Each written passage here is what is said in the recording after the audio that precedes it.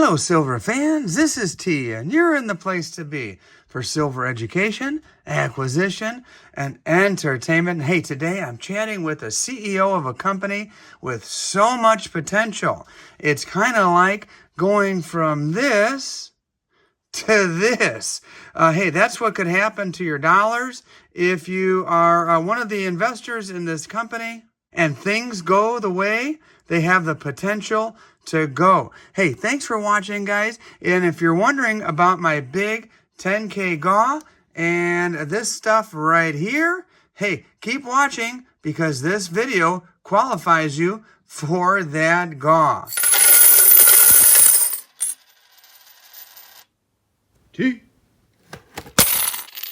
Okay, everybody, I am with Lester Esteban, Traction Uranium, and I've been doing some research on this company, and wow, I've got a lot to share with you, but more importantly, Lester has a lot to share with you. Lester, tell me why uranium, why nuclear energy, 2023, why the big surge in nuclear energy around the world, really? You know, that's a great question. Since the kind of conflict currently unfolding in Ukraine, and our thoughts and prayers go out to all the people there. And since Russia's invasion in Europe, Europe and the world are faced to deal with energy security, and really the crucial task is ensuring their citizens have a stable and safe source of resources to power and heat their homes. And countries are now looking to nuclear energy to curb their reliance on Russian fossil fuels. So nuclear needs to be part of that solution. As you're 100% right, it is special. It's unlike coal or gas. Power plants, you need to, constantly be feeding these plants. You need to keep burning coal or gas to keep them going. However, nuclear power plants, you only need to refuel them every 1 to 2 years. That's quite a long time. So as a utility, you're not exposed to all these kind of geopolitical risks or shipping disruptions due to the long horizon. You have to refuel your plant. Some plants even have the refuel ready, or the fuel rods waiting in storage to increase that fuel ordering horizon like 2 to 4 years, which is a tremendous cushion. So in addition to, it's really a clean baseload power, so a critical piece of the puzzle for us to move to a carbon-free electricity generation, a source of carbon-free electricity. You see, if I'm just going to put nuclear energy, simply, it runs 24/7, and it just uses heat, water, and steam. See, in a nuclear reactor, fission generates that heat, which heats water and turns it into steam, and that steam drives a turbine, spinning a generator, and voila, you have electricity. I like to do a little fun fact for all your watchers. To generate that same amount of energy of, let's say, a 1-inch uranium pellet, that's about the size of a gummy bear. Okay, so if you think about a gummy bear, you need either 1 gummy bear or 1 ton of coal, or 120 gallons of oil, or 17,000 cubic feet of natural gas. So, let that sink in. Yeah, that's incredible. Yeah, put that into perspective. You take 10 gummy bears and line them up. That could power the average household for an entire year. So you know what, T, you're right. Nuclear energy is special and really needs to be part of, that solution to, combating climate change to meet Paris Accord goals and targets by 2050. And at the same time, provide energy security. Yeah, and whether there's some folks that may be watching who shrug their shoulders. They may not believe in climate change, or maybe they do, maybe they don't care, whatever.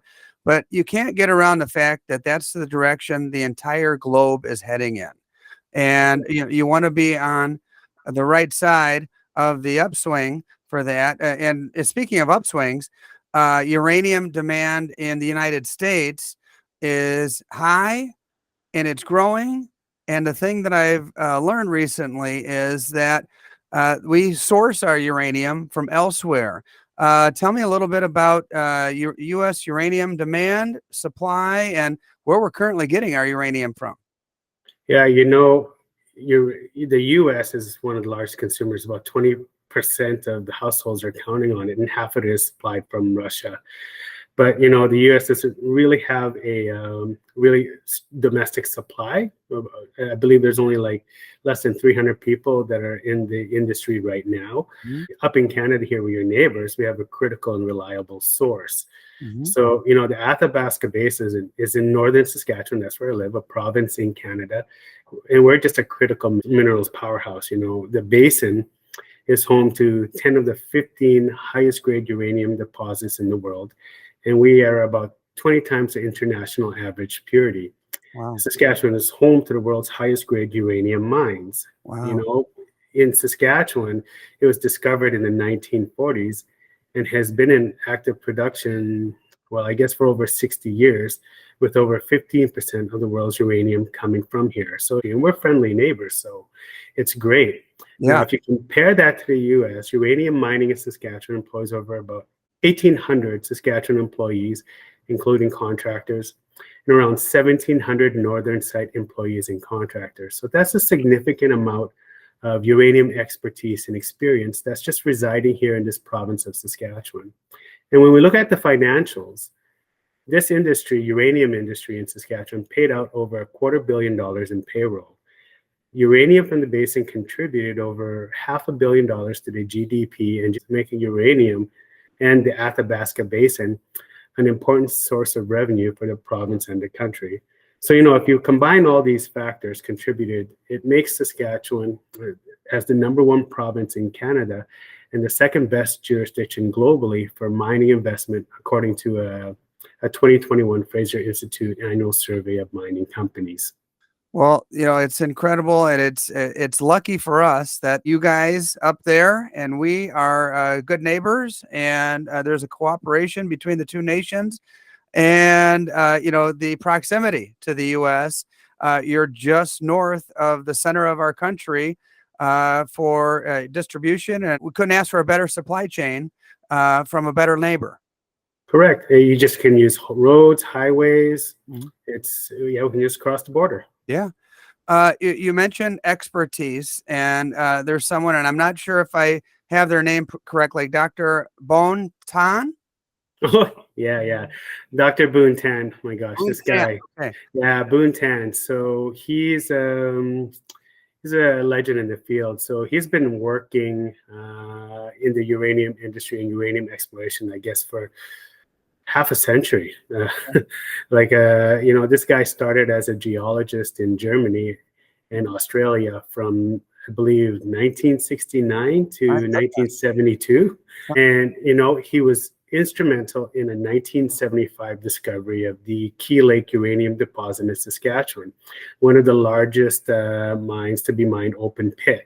You know, as chief geologist of the Key Lake project, he was in charge of delineating drilling of the deposit, and it turned out to be a reserve of over 200 million pounds of U3O8 at an average grade of about 2.5%. Mhm. And this guy in 2007, I believe, received the Outstanding Achievement Award from the Association of Professional Engineers and Geoscientists of Saskatchewan. So, you know, he's well respected and highly esteemed, and he's a great addition to our technical team. Oh, absolutely. There's no substitute for those decades of experience.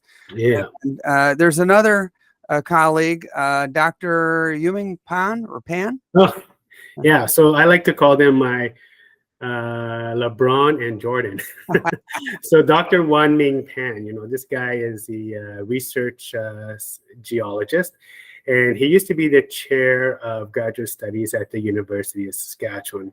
If you were a geo coming out of the University of Saskatchewan and you had to defend your thesis, or you're doing your graduate studies and you had to write your master's, you'd have to defend it through Dr. Pan. So no one knows the research, the science, the academia, I believe, better than Dr. Pan. Wow. But the big thing about him is, you know, he is also an award winner, and, you know, he pioneered a novel uranium vectoring technique. So a way to kind of look for uranium by looking at quartz degradation, and we call that the quartz degradation program that we're now employing on our field programs at the Athabasca Basin in our projects. Okay. So you've got two of the smartest and most experienced folks in the industry on your team. Tell me a little bit more about Traction Uranium, the ticker symbol, stock price, and I'll tell you the stock price. Two things I like about it. It's cheap and it's on the rise. Two things that, any investor would want to see. Somebody gets in now, they're getting in at a price. But I tell you what, I looked at that chart, and over the last few months, it's just on a rocket ship heading north. And tell me a little bit about the stock, where it's been and where it's going. Yeah, so we're a Canadian uranium exploration company, and thanks for that, T. We're focused in Saskatchewan's Athabasca Basin. Two exciting projects. We are on the CSC as TRAC or TRAC, OTC as TRCTF, and the Frankfurt as Z1K. Okay. What makes is we got a really nice tight share structure. 45% of it is founders and strategic partners. Another around 40% is institutional and high net worth. And, Fission 3.0, who is our JV partner at Hardy Bay, is another 10%. So, we have a great structure of investors that believes in the capabilities of our award-winning technical team and really the uranium potential in our projects. Mm-hmm. Well, I have to, give the disclaimer. I am not a financial advisor in any way, shape, or form, but I will make an admission. I bought stock in your company, Traction Uranium, because that stock price going in the direction it's going is very exciting. Yeah, it's great. I think there's a lot of people that are interested in looking at uranium, and they understand the potential in it. With SMRs or small modular reactors, the people are really starting to look at it, not just for energy security, but for climate change. And, there's a lot of the thesis is definitely going in the favor of the nuclear industry and uranium in general. As your company continues to do well, are there certain catalysts that could cause it to soar even higher? That's great. Again, forward-looking statements as well and everything else. We encourage all investors to do their own due diligence. And, this is investment advice, but that's a great question. If we're looking at catalysts that are KLS, we like to call it our Key Lake South project. Mm-hmm. If you've been following our news releases, our team discovered two new radioactive anomalies during the fall field program last year.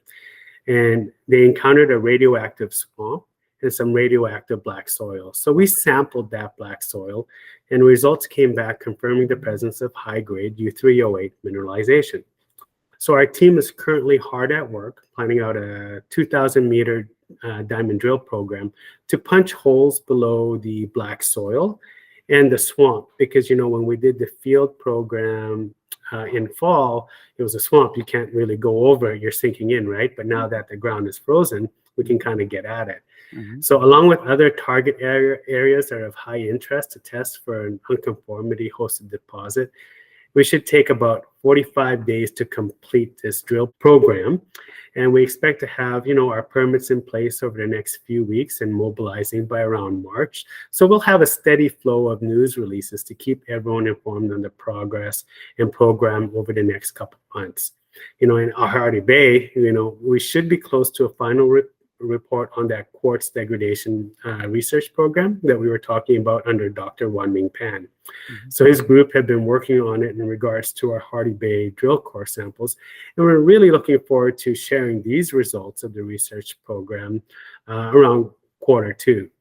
In addition, we're always exploring new opportunities and projects to add to our portfolio. So if you want to stay in the loop on our upcoming catalysts, please go to tractionuranium.com and sign up for the news alerts as we work towards, really unlocking the uranium potential in Canada's Athabasca Basin in our projects. I would certainly encourage my viewers to do so. Your website is very robust. and it's straightforward, easy to navigate. And yeah, as we mentioned earlier, in the process of doing one's due diligence, that would be a great place to start. Fantastic. Yes, please. Les, I appreciate the time. It was an absolute pleasure chatting with you, learning from you, and what you have going on now, and the potential for even greater things is very exciting. And I appreciate the opportunity. Thanks again, T. And, thank you for allowing us to share our story to your viewers.